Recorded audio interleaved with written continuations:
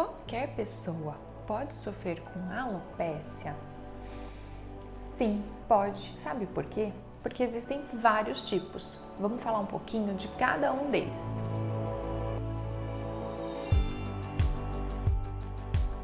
A gente sabe que alopécia quer dizer queda de cabelo, alopecia, né? Algumas pessoas pronunciam dessa forma. Quando a gente fala de alopécias, nós estamos falando da queda de cabelo genericamente. Existem vários tipos de alopécia. Elas podem ser imunológicas, ou seja, ligadas à nossa imunidade. Elas podem também ser androgenéticas.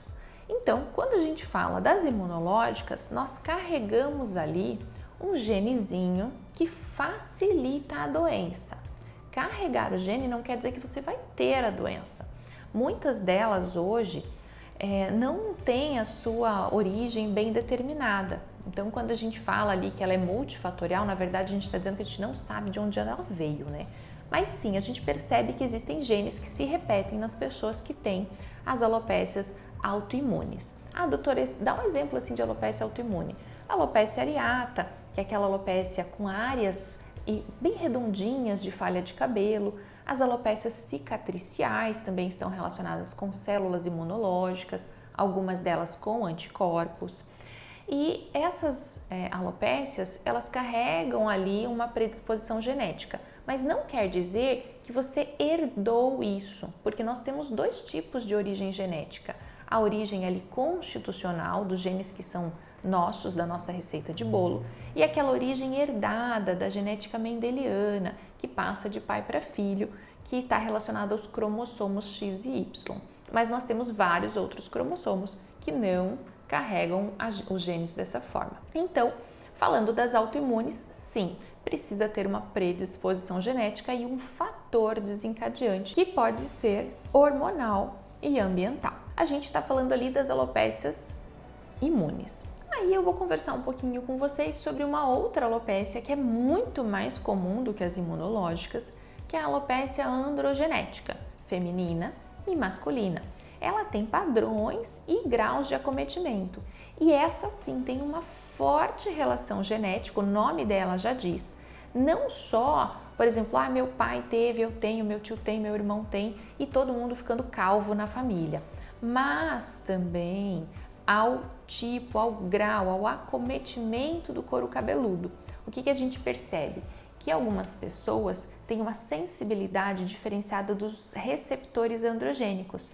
Então, o andro do nome androgenética, ele se refere a essa parte, não só do hormônio, mas ao lugar onde o hormônio se liga. E essa potência de ligação, ela é determinada também geneticamente. Então, aí tem genética para todo lado.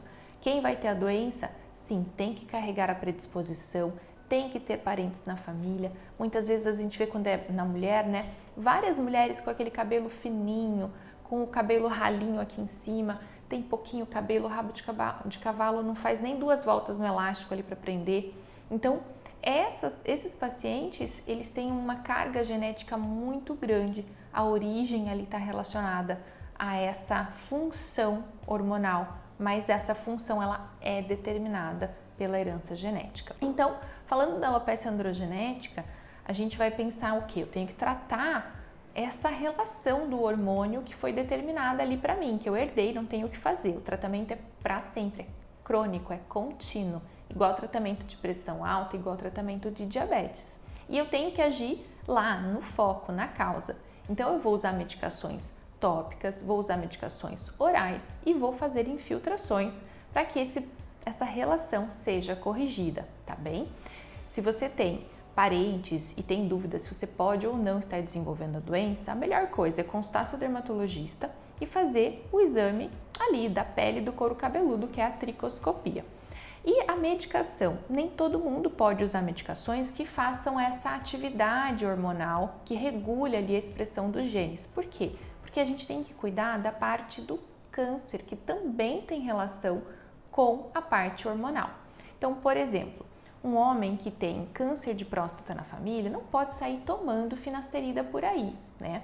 Por quê? Ela mascara um possível câncer que esteja oculto, tá? A gente precisa dosar, fazer dosagens de hormônios. A gente pode sair tomando medicação da moda porque está lá no YouTube? Não, não pode. Eu preciso sim fazer uma avaliação clínica e ver se eu tenho perigo de ter hipotensão, que é a baixa de pressão. Muitos remédios para alopécia causam a queda de pressão, tá bem? Então, falando de alopécias, sim, tem componente genético aí, às vezes explícito, às vezes não tão explícito, e a gente tem que considerar tudo isso na hora de escolher o tratamento e de fazer um bom acompanhamento.